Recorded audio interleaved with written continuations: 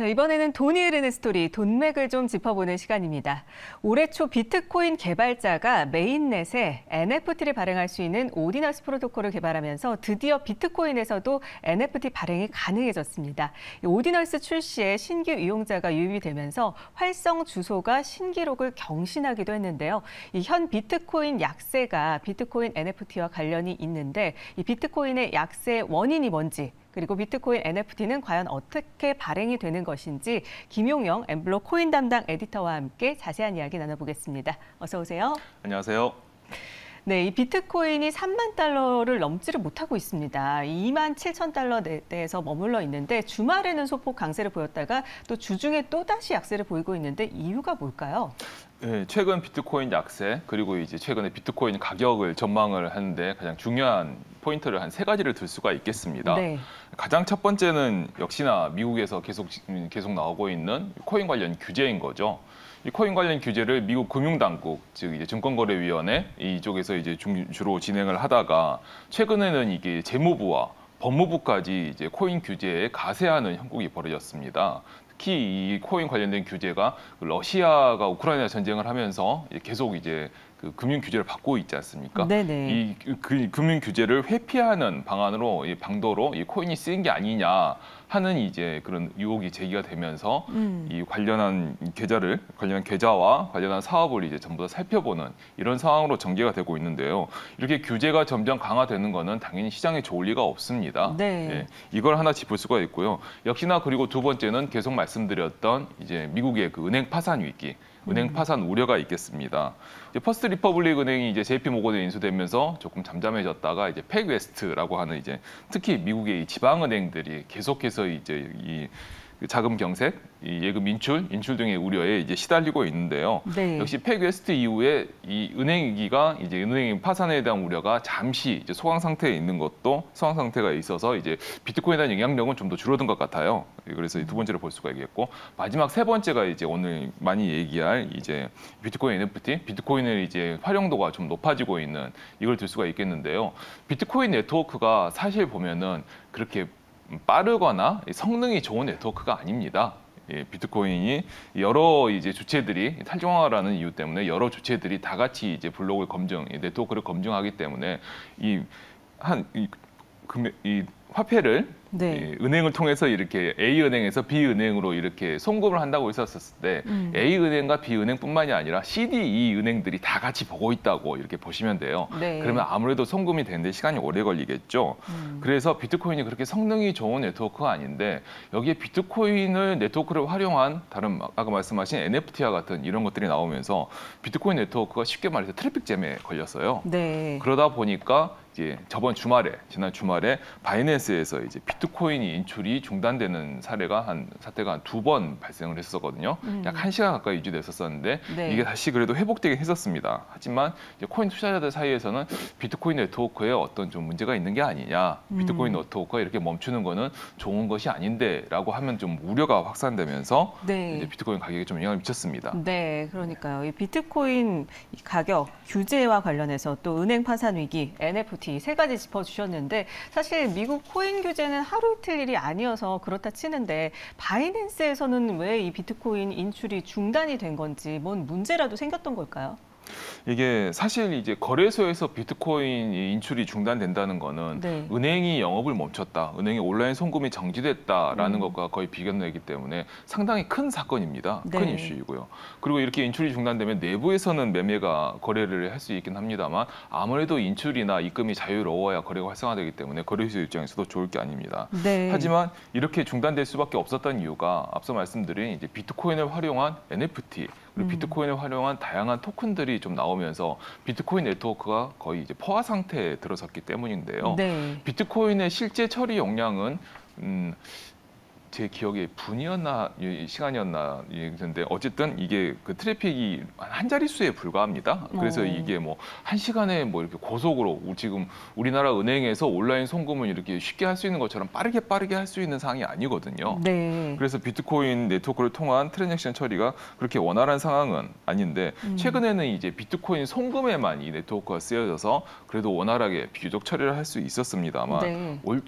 올해 초에 이제 오디널스라고 하는 비트코인을 활용해서 이제 NFT를 내놓을 수 있는 이런 기술이 새롭게 개발이 되면서 네. 이게 꽤 많이 각광을 받았어요. 이 기존 코인 투자사에서 많이 각광을 받았었는데 이 오디너스가 나오고 그다음에 이 오디너스를 좀 더 활용한 이제 BRC20이라고 하는 토큰이 새롭게 나오면서 트래픽 잼이 굉장히 유발되고 있는데 이것은 쉽게 말씀드리면 이 지폐에 낙서를 하는 것과 상당히 유사합니다. 네. 이 지폐가 모든 지폐들이 각각 일련 번호가 있지만 모양은 거의 똑같잖아요. 그래서 거의 동일하게 취급이 되는데 이 지폐에 누군가 낙서를 하면 이 지폐는 이제 낙서를 한 지폐가 되는 거죠. 네. 낙서를 뭔가 한 특별한 지폐가 되는 건가요? 맞습니다. 좀 더 특별하다고 할 수 있고 어쨌든 낙서가 된 지폐이기 때문에 다른 지폐와 이제 딱 육안으로 보기에도 확연하게 차이점이 분간되는. 네. 그래서 좀 NFT에서 얘기하는 이제 뭐 고유성 이런 것들이 좀 이제 확보된다고 볼 수가 있어요. 그런데 그래서, 이게 트래픽 잼을 유발할 수 있는 겁니까? 그래서 이제 지폐가 이를테면은 지폐가 낙서가 되는데 그 은행에서 한번 돈을 분류할 때 한번 생각을 해볼게요. 네. 은행에서 이제 위조 지폐를 찾아내려고 한다고 하면 그 조그만 차이라도 찾아서 다 분류해야 되지 않습니까? 네.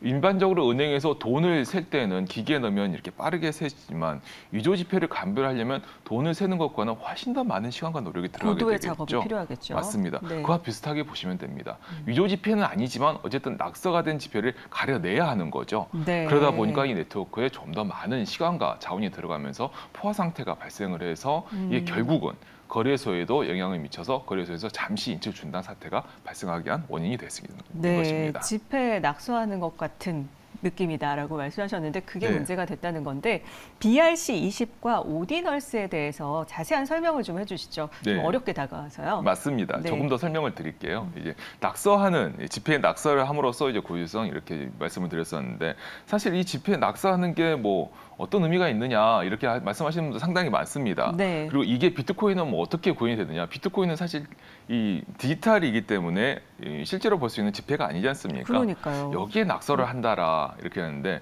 비트코인을 보면은 이 송금이나 이런 걸 처리하기 위해서 어쨌든 디지털 화폐인데 화폐에 조그만 저장 공간이 좀 있습니다. 네. 이 저장 공간이 있는데 이 저장 공간이 초기에는 매우 작았다가 2021년에 템루트 업그레이드라는 게 이제 비트코인에 시행이 됐어요. 비트코인은 사실 이제 업그레이드가 그렇게 자주 되는 네트워크가 아닙니다. 네. 업그레이드가 빈번할수록 이 네트워크의 안정성이나 이런 게 좀 더 낮아지는, 좀 자주 바뀌니까요. 네. 자주 바뀌기 때문에 안정성이 낮아지는 그런 이제 뭐랄까 사이드 이펙트가 있는데, 네. 근데 2021년에 이제 진행된 이 템루트 업그레이드가 비트코인의 네 번째 업그레이드라고 보시면 돼요. 네. 그래서 이제 네 번째 업그레이드로 되면서 이 템루트가 진행이 됐는데 이러면서 아까 말씀드렸던 그 저장 공간이 조금 늘어났어요. 그래서 더 낙서를 할 수 있게 된 건가요? 살짝 늘어났어요. 그래서 네. 그 전에는 사실 낙서할 만한 공간이 없었거든요. 없었었는데 이 템루트 업그레이드로 이게 조금 늘어나면서 메가바이트 정도 수준으로 늘어난 것으로 알고 있는데 그러면서 여기에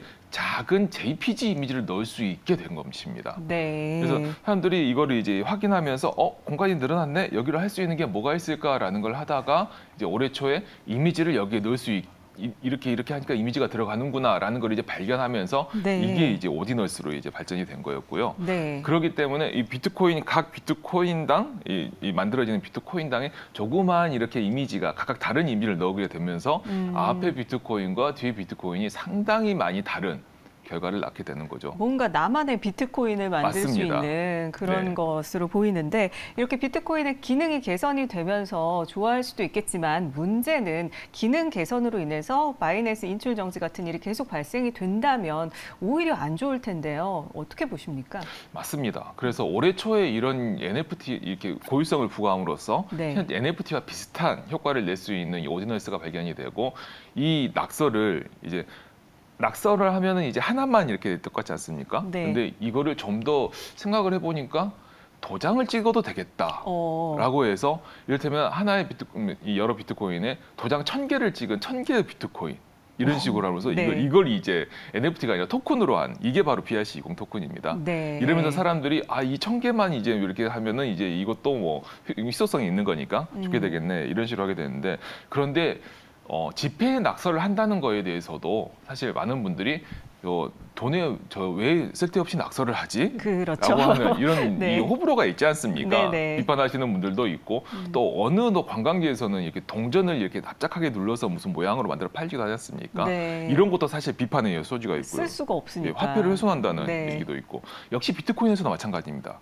그래서 이게 아무 쓸데없이 이거로 인해서 뭔가 생산성이 높아지거나 생산력이 뭔가 발전하는 좋아지는 그런 게 없이 그냥 사람들이 재미로 이렇게 하는 것에 너무 쓸데없이 네트워크를 많이 사용한다. 네, 의미 없다. 라는 네. 비판도 있고요. 예. 또는 어떤 사람들은 그래도 이렇게 함으로써 비트코인 사람들이 관심이 많이 늘어나고 활성화되지 않느냐. 따라서 이런 거에 대한 평이 좀 엇갈리고 있는 상황이거든요. 네. 하지만 바이낸스가 어떤 이런 거래소의 인출 중단에 대한 원인이 이거로 된다라고 하면은 이게 그렇게 마냥 좋게만 볼 수 있는 것은 아니지 않냐라는 네. 지적이 좀 설득력 있다고 볼 수 있겠습니다. 장단점이 있기 때문에 비트코인 가격 하락에 영향을 미친다면 좋지 않을 것이다라고 얘기해 주셨는데 이 비트코인 투자 측면에서 우리가 또 유의해야 할 사항이 어떤 것들이 있는지 좀 어렵게 다가오는 게 먹튀 사건 뭐 이런 것들이 있기 때문에 걱정이 되는데 어떻게 우리가 잘 대비를 해야 될까요? 맞습니다.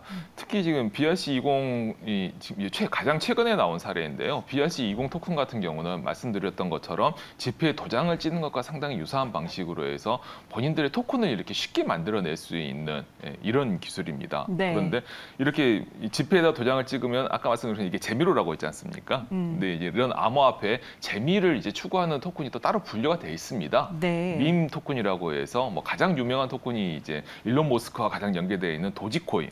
이제 그 시바계를 이제 그 네. 마스코트로 하는 도지코인을 쓸 수가 있겠죠. 네. 도지코인, 뭐 시바이누 이런 것들이 있는데 이런 BRC20들이 보면은 사실상 이 도장 이미지를 그런 이제 밈으로 쓰이는 그런 이미지를 이제 도장 찍는 것 방식으로 해서 이런 밈 토큰들이 되게 많아요. 네. 밈 토큰들이 상당히 많은데 근데 이 밈 토큰들은 말씀드렸던 것들은 재미를 추구하는 것이기 때문에 이게 발행자가 누구인지 개발자가 누구인지 뭐 개발에 그렇게 고도의 뭐 기술력이나 이런 정교한 이런 게 필요하지도 않고요. 네. 또한 이제 BRC20이라고 하기 때문에 이더리움의 ERC20과 연결해서 스마트 컨트랙트가 되는 게 아니냐라고 보일 수도 있지만 전혀 그것과 무관합니다.